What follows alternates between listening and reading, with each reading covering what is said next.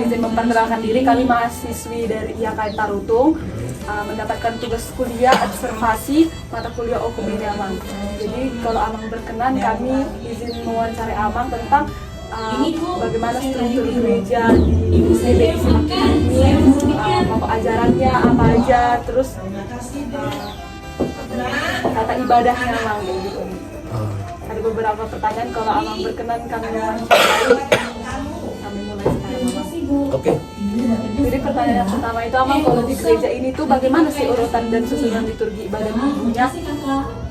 Jadi kalau kita urutan liturgi ibadah itu sifatnya agak fleksibel.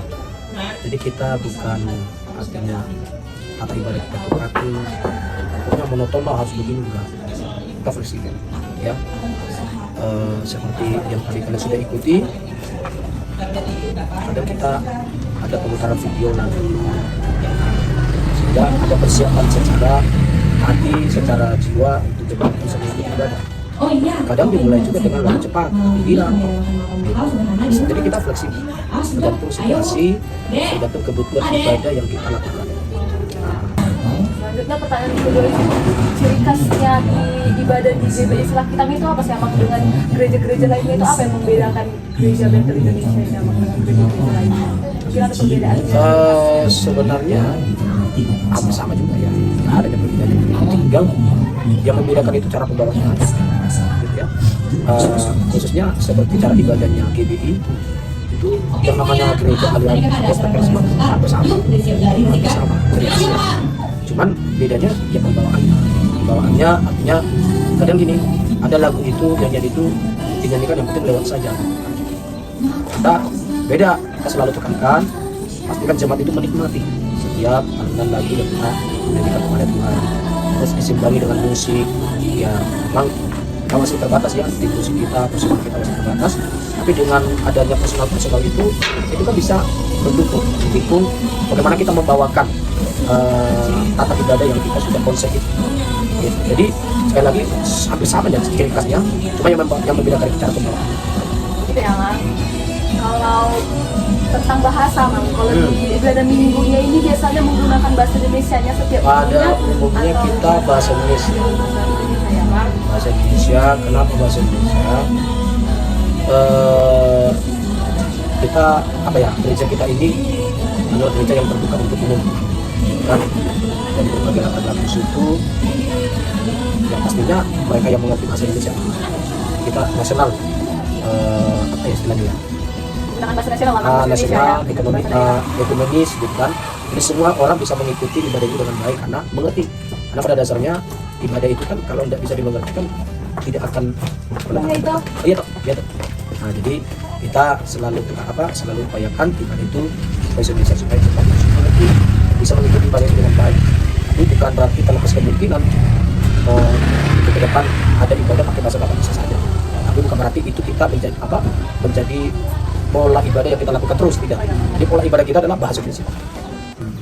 Masuk ke kayak ajaran pokoknya, kalau misalnya di GBI itu apa sih ajaran pokoknya mengenai keselamatan, Amang? Jadi keselamatan di GBI itu adalah kasih karunia. Apa maksudnya kasih karunia? Kasih karunia itu semata-mata keselamatan itu adalah pemberian Tuhan. Andilnya Tuhan sepenuhnya, 100% itu karyanya Tuhan, bukan andilnya kita manusia. Kita ini hanyalah orang yang hina, hanyalah orang yang tidak berdaya, hanyalah orang yang seharusnya binasa, tapi kita diberikan anugerah untuk menerima keselamatan. Dan Alkitab memberitakan hal yang sama, bahwa keselamatan itu adalah karya Allah sepenuhnya. Dan keselamatan di dalam Tuhan yang dikerjakan bagi kita itu tidak bisa kita. Karena karya keselamatan itu sempurna. Jadi kalau karya keselamatan itu sempurna, berarti nggak ada cacatnya dong. Nggak mungkin gagal dong. Nah, yang gagal itu siapa? Kita. Yang tidak sempurna itu adalah kita. Tapi karya keselamatan yang Tuhan lakukan di kayu salib itu sempurna dan tidak mungkin gagal. Dan itu sekali sempurna. Selanjutnya, Amang, bagaimana pandangan gereja Bethel Indonesia tentang sakramen, khususnya baptisan dan perjamuan kudus, Amang? Sakramen, baptisan dan perjamuan kudus. Iya. Nah, jadi sakramen dan baptisan dan perjamuan kudus ini penting ya. Dan ini adalah sesuatu yang harus ada di dalam gereja, tidak boleh tidak. Kenapa? Karena baptisan dan perjamuan kudus itu adalah sesuatu praktek, ya, praktek agamawi yang kita lakukan sehubungan dengan kematian Kristus, keselamatan yang dilakukan, yang dikerjakan oleh Kristus bagi kita. Yang pertama, perjamuan kudus. Kenapa perjamuan kudus itu harus dilakukan? Sebagai peringatan bahwa Yesus sudah mati. Jadi roti yang kita makan dalam perjamuan kudus itu adalah itu bayangan daripada tubuh Kristus. Dan untuk apa? Anggur yang kita minum dalam perjamuan kudus adalah bayangan daripada Kristus. Tapi yang kedua adalah baptisan. Nah, baptisan itu kenapa kita harus dibaptis? Baptisan itu adalah sebagai wujudnya bahwa kita menerima keselamatan yang baru. Tanda bahwa kita sudah percaya akan keselamatan itu. Kita siap memberikan diri kita untuk mau diampuni oleh Tuhan. Kita mengumpulkan hidup yang lama dan keluar dari air itu kita hidup dalam hidup yang baru. Makanya sebenarnya Alkitab mengajarkan bahwa baptisan yang sesungguhnya adalah baptisan selam. Kenapa baptisan selam? Baptisan selam itu bukan hanya sekedar praktek begitu saja. Tapi baptisan selam itu adalah Alkitab mengatakan begini, bahwa kita dibaptis. Baptis itu berasal dari kata baptisan. Baptisan itu kan ditenggelamkan. Nah, tentunya ditenggelamkan dalam apa? Dalam air. Kenapa ditenggelamkan dalam air? Karena nggak mungkin orang ditenggelamkan dengan tanah. Kalau begini terus, kita Kalau medianya pakai tanah itu namanya dikubur, ditanam, kan gitu kan? Kalau dengan angin nggak mungkin. Jadi medianya apa? Air. Karena hanya dengan media air lah ada kata tenggelam. Nah, tenggelamkan itu adalah semua tubuh kita dimasukkan dalam air. Nah, kenapa dimasukkan dalam air? Karena air itu adalah simbol penyucian. Air itu adalah simbol untuk membersihkan tubuh kita dari noda-noda, dari semua yang kotor, supaya kita dibersihkan. Nah, baptisan itu sebenarnya simbol daripada dimana hidup kita dibersihkan dari dosa, dibersihkan dari hidup lama menjadi hidup yang baru. Nah, makanya bagi GBI baptisan yang pertama itu. Selanjutnya, Mang, doktrin apa yang paling ditekankan dalam pengajaran dari khotbah di GBI? Jadi doktrin di GBI Silakitang itu saya pastikan ya doktrinnya adalah doktrin Alkitab, gitu ya. Kita nggak ada doktrin-doktrin yang lain selain daripada apa kata Alkitab, perintah Alkitab. Jadi kita nggak, gitu ya. Di GBI Silakitang itu kita hindari yang namanya oh GBI bilang begini, GBI mengajarkan begini. Jadi kita fokus kepada apa kata Alkitab. Nah, jadi gini, kenapa itu penting? Karena belum tentu apa yang kata Alkitab gereja praktekkan. Karena belum tentu yang dipraktekkan Alkitab, yang diajarkan oleh Alkitab itu apa kata Alkitab, apa yang diajarkan oleh gereja itu apa kata Alkitab. Gitu. Dan itu saya bisa pastikan masih banyak gereja mengajarkan pada jemaat dalam gereja tapi tidak sesuai dengan ini Bu, saya tadi di Rocky. dan masih banyak apa yang kata Alkitab tidak diajarkan gereja. Kenapa? Karena tidak semua apa kata Alkitab yang gereja bisa terima. Gitu. Terima kasih Bu. Selanjutnya, karena Mang ada pertanyaan, bagaimana GBI memandang peran Roh Kudus dalam kehidupan umat? Wah, itu peran Roh Kudus itu dahsyat ya. Peran Roh Kudus itu yang paling utama dalam ibadah, dalam pelayanan, dalam doa, dalam pembelaan, penjemaatan. Kalau tidak dengan peran Roh Kudus, maka itu semua sia-sia. Karena peran Roh Kuduslah yang bekerja aktif, ya, yang dibutuhkan oleh gereja terjadi dalam pelayanan, khususnya juga atas jemaat. Jadi jemaat itu dengan khotbah kalau nggak dijamah Roh Kudus, Oh iya, Bapak khotbah Ibu akan saya pulang ini loh, malam ini masuk ada telinga kanan, ada keluar di telinga rumah. kiri. Masuk telinga kanan, keluar telinga kanan. Dek, Adek. Oh, bukan Roh Kudus. Jadi pertobatan seseorang itu sepenuhnya dikerjakan oleh Roh Kudus. Ya. Sekarang masuk ke pertanyaan yang tentang jabatan gereja dan tata gerejanya, Mang. Dimana pertanyaannya itu, apa saja jabatan-jabatan dalam struktur gereja GBI? Misalnya kayak misalnya ada tua, terbiasa. Kalau di GBI sendiri itu bagaimana, Mang? Hampir sama ya. Jadi di GBI itu ada pendeta, ada evangelis, ada ada pengurus gereja, hampir sama. Itu tergantung kebutuhan gerejanya. Jadi bukan berarti karena di GBI sana lengkap semua. Ada diakonia, ada marketingnya, ada penatua, ada ini.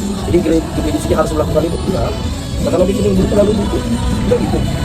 Nah, tidak keharusan. Nah, kalau proses pengangkatannya itu kayak mana, Mang? Maksudnya bagaimana proses pengangkatan atau penarisan jabatan-jabatan tersebut? kalau di kita ada dua ya. Pertama, kalau dia jabatan pendeta itu harus dalam sinode. Sinode lah yang punya wewenang. Tapi kalau dia jabatan penatua, pengurus gereja, ya itu adalah wewenang dari pendeta lokal tersebut. Jadi pendeta sana nggak bisa punya wewenang, atau pengurus wilayah, pengurus daerah nggak punya wewenang. Kan itu. Kenapa? Seperti tadi ya, penatua yang diangkat di sini itu sesuai dengan kebutuhan gereja lokal tersebut. Jadi pendeta itulah yang tahu kebutuhannya, maka pendeta itulah yang punya wewenang, yang berperan sepenuhnya untuk pengangkatan pengurus yang ada di tempat. Sekarang masuk ke unsur-unsur ibadah di dalam gereja ini. Yang pertama mau ditanyakan itu unsur apa saja yang dianggap penting dalam ibadah gereja itu, misalnya kayak musik gereja, nyanyian, persembahan, doa atau liturgi lainnya.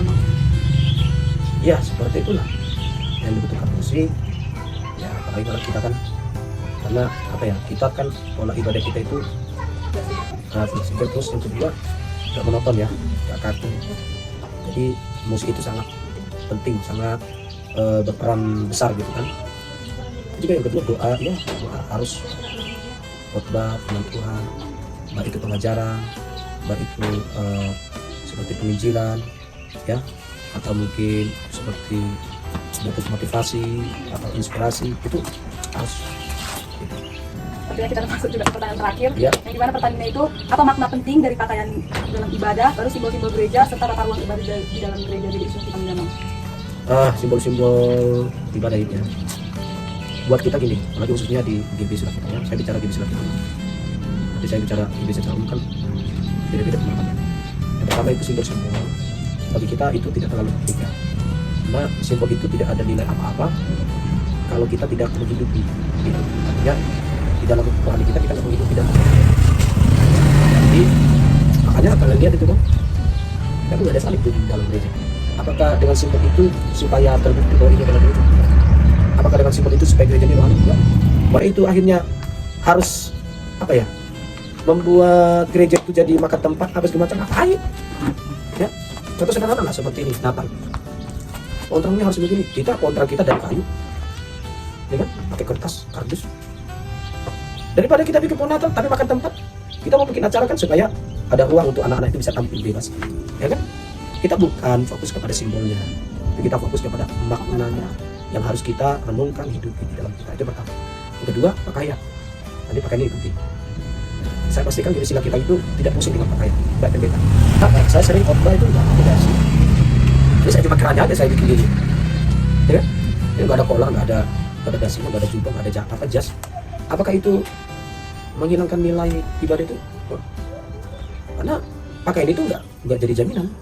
Boleh untuk supaya elok dipandang mata, tapi kan masalahnya kan itu hanya sebatas elok dipandang mata kan. Lah elok dipandang mata tapi nggak elok dengan kelakuan. Coba mana lebih penting? Terus yang kedua itu termasuk saya sebelumnya, saya ada di situ. Saya dulu ada anti dengan pendeta yang pakainya terlalu bebas pelayanan. Tapi akhirnya saya semakin mengerti gitu. Ternyata bukan gitu maknanya. Bukan itu yang menjadi sesuatu yang penting. Nah, jadi ada orang kan, masa khotbah pakai jaket, bodoh raya lagi. Masa khotbah cuma pakai kemeja gitu doang? Loh, emang ada yang salah dengan pakaian itu? Salahnya di mana? Ya itu kan nggak terlalu ini kok. Siapa bilang? Bajunya harga 2 juta, itu kamu punya jas itu aja harganya cuma 50.000. Mana lebih berkualitas? Pasti baju yang harga 2 juta dong. Nah, jadi kita selalu fokus dengan apa? Dengan yang kelihatan, sekedar, dan kita tidak memahami nilai itu baik sebagainya. Nah, termasuk dalam hal pakaian sepatu dan sebagainya. Nah, kita harus bisa apa ya, mengkondisikan segala sesuatunya dengan kebutuhan situasi yang ada di sekitar kita. Supaya jangan sampai gereja kita itu ditinggalkan orang karena apa? Ketinggalan zaman.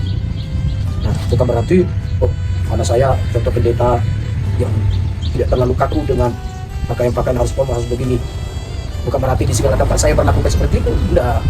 Kalau pelayanan di luar, kalau saya tahu itu konsekuensinya seperti ini, saya akan sesuaikan. Harus bisa menyesuaikan. Nah, tapi ini penting ingat. Kita jangan memaksakan sesuatu yang seharusnya di kita itu nggak ada. Tapi kita paksakan supaya apa? Supaya jangan sampai ketinggalan sama orang lain. Tidak perlu. Kenali dulu, kami dulu aturan di dalamnya, di dalam gerejanya, di dalam sinodenya, telaah dulu apa dasar-dasar firman Tuhannya, kebenarannya, nah baru kita praktikkan. Itu dia. Nah, tadi yang ketiga tadi dalam hal ibadah itu tata ruang. tata ruang. Itu kan mau mepet ke dengan bunda, silakan mepet kalau memang itu dibutuhkan karena jemaah sudah berubah. Nah, kalau kita di silat tentang tata semua, kita fleksibel menyesuaikan dengan segala kebutuhan yang di belakang. Itu dia. Baik Abang, terima kasih buat penjelasannya, terima kasih juga buat waktunya yang sudah memberikan penjelasan sama Ya. kami. Biarlah kiranya apa yang sudah Abang jelaskan dapat menambah pemahaman kami Ya. dan wawasan kami bahwa di setiap gereja itu beginilah, itulah uniknya kita yang Kristen Protestan ini, berbagai macam aliran, dari berbagai macam aliran, ada tata ibadah seperti ini, struktur gerejanya, Ya, Bang. tapi harus kembali kepada kita ya. Nyala. Itu intinya. Kita bisa berbeda dalam tata cara, tapi Tetap berbeda berdasarkan Alkitab. intisari yang harus kita praktikkan harus apa kata Alkitab. Oke. Saya rasa dia cukup wawancara. Terima kasih Abang buat waktunya. Ya. Shalom. Shalom.